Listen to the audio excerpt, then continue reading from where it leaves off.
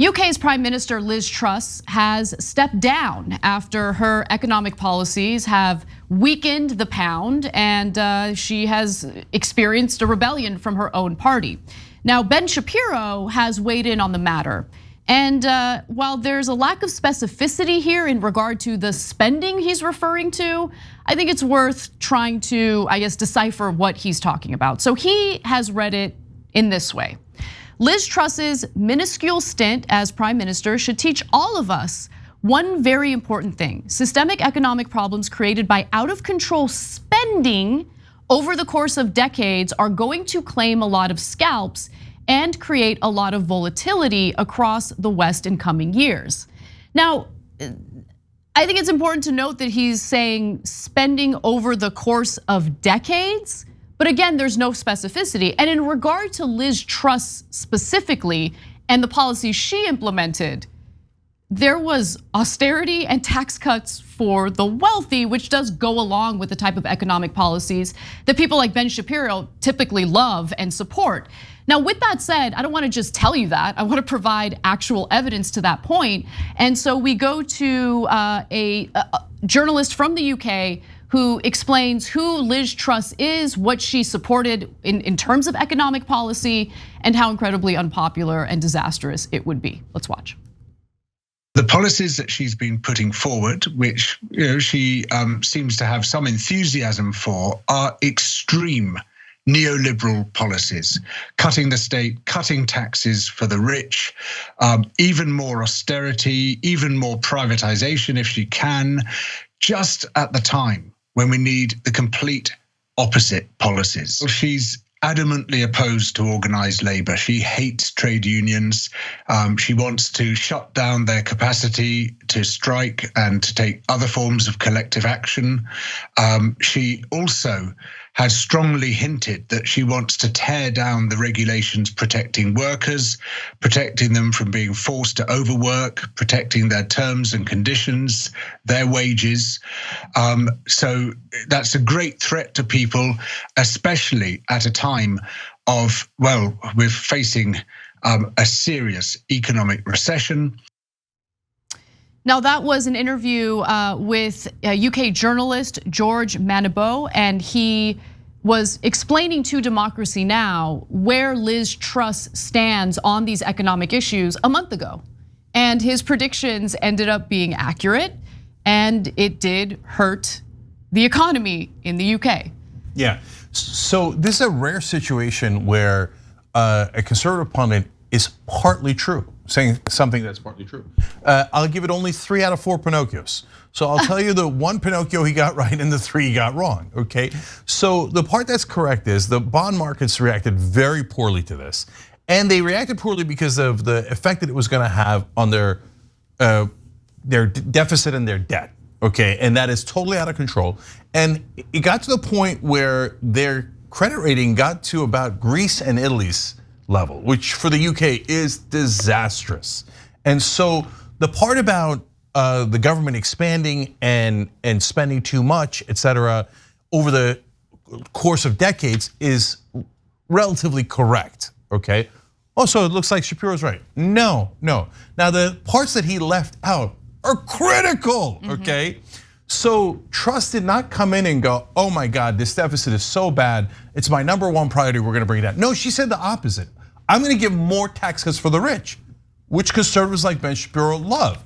She said, I'm gonna hit labor, I'm gonna hit the employees. Now the people of UK didn't like that. They didn't like the austerity. I'm gonna cut from healthcare. They didn't like that, right? But Ben Shapiro loves those things. Yeah, cut from healthcare, make sure the wages are lower, right? But the tax cuts for the rich is his favorite prize. Obsessed with it. In fact, it's the only thing that Republicans ever care about, and same is true of Tories. In fact, the Tories picked her because she was gonna do tax cuts for the rich and austerity for the rest of the citizens. Now they have buyer's remorse, not just because there's an open revolt from the public, but because there's a revolt from the bonds market. So the bonds markets basically told them, hey, you're going too far. You're gonna throw the economy out of whack because you're helping the rich too goddamn much. How much can you cut their taxes? The cutting the taxes is what's blowing up the debt. It's not that you're giving too much to the people, it's that you're giving too much to the rich. In this case, there was also an oil loophole. Again, it doesn't affect the price they pay in the UK at all because it's an international market for oil. What she would have done would not have affected prices at all for the people in UK. But what it would have affected is multinational corporations that love conservatives in the UK, US, and everywhere else, and fund them and have lobbyists, etc. So she had the perfect right-wing position. I guarantee you that if you asked Ben Shapiro before she launched it, he would be like, "It's perfect. It's flawless. It gives oil companies, the rich, everything, and it punishes those stupid common people that I hate so much." Right? Now that it's failed, he's turning around and saying, deficits. Yeah, that's the main thing. No, but the tax cuts led to the deficit. Same here. Trump did a $2 trillion tax cut. Bush did a $5.8 trillion tax cut, way more than even Trump's. Reagan did giant tax cuts. That is what's causing the debt and the deficit, both short term and long term. So it's him being right on a portion of it is rather ironic because he's for all of the wrong positions. He knows that. That's why he buries what she did in the short term and refers to decades old policies. See, Ben is smart enough to know how to lie to people, right? A lot of the other, Herschel Walker would have been like, oh my God, me no like Truss, but me like her a lot, and here's my sheriff's badge. Okay. Whereas Shapiro is more sophisticated. He's like, man, I loved her policies and people hated it. So let me bury those policies. And I think that's true about 40 years ago. Right, yeah, exactly. His wording was careful, but I will say, just based on the reaction to that tweet alone, no one's buying it. Because it is, I mean, we see, especially over the last decade, the austerity that has taken place in the UK. You can't deny that. The neoliberal policies that have taken hold, not just in the UK, but obviously here in the United States as well. She's also a big fan of free trade, which crushes certain industries within the UK. So these are all things to keep in mind. This isn't just about overspending. It's about It's about losing revenue thanks to the programs you've implemented that give massive tax breaks to the rich. Yeah, and let me be super clear about that. Her plan did not overspend. Right. That's a misleading, if not a flat out lie. It overcut taxes, okay? That's why they lost the revenue. That's why debt was gonna be a problem. If you ask Ben Shapiro about every individual policy that she favored, I'd love to get him on the record.